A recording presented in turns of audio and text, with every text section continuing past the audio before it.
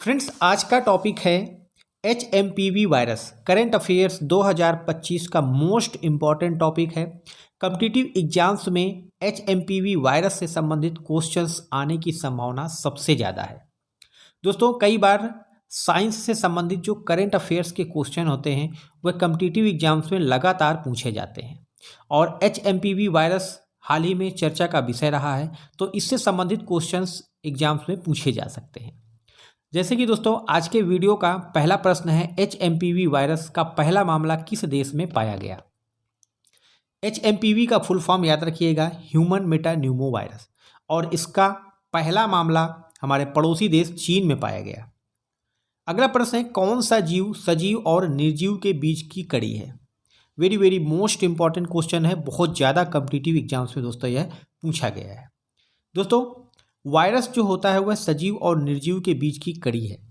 इसका कारण यह है कि दोस्तों, जब वायरस किसी जीवित कोशिका में रहता है तो वह सजीव की भांति रहता है, लेकिन जैसे ही यह सजीव कोशिका से बाहर किसी निर्जीव वस्तु या वातावरण में पहुंचता है तो यह एक निर्जीव की भांति कार्य करने लगता है। तो जैसे ही वातावरण के पश्चात पुनः यह किसी जीवित कोशिका में पहुंचता है तो फिर से यह एक सजीव जीव की भांति कार्य करने लगता है। इसीलिए इसको सजीव और निर्जीव के बीच की कड़ी कहा जाता है। अगला प्रश्न है, भारत के केंद्रीय स्वास्थ्य मंत्री कौन है।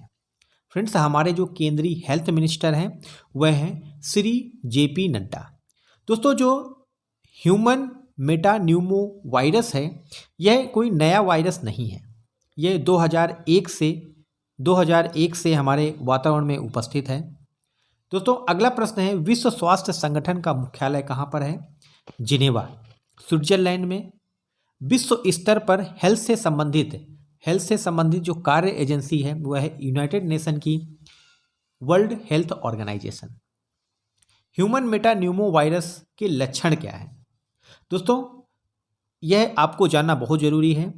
जो ह्यूमन मेटान्यूमो वायरस है यानी HMPV वायरस, उससे संक्रमित व्यक्ति के जो लक्षण हैं उसमें थ्रोट पेन होगा यानी गला दर्द, खांसी यानी कफ, बुखार यानी कि फीवर, ये 3 प्रकार के लक्षण आने की संभावना है। ह्यूमन मेटान्यूमो वायरस से सबसे ज़्यादा प्रभावित मानव अंग कौन सा है। दोस्तों, इससे सबसे ज़्यादा जो प्रभावित होता है वह हमारा लंग्स, फेफड़े। इसके नाम में अगर आप फुल फॉर्म में जाएंगे तो आपको पता चलेगा न्यूमो।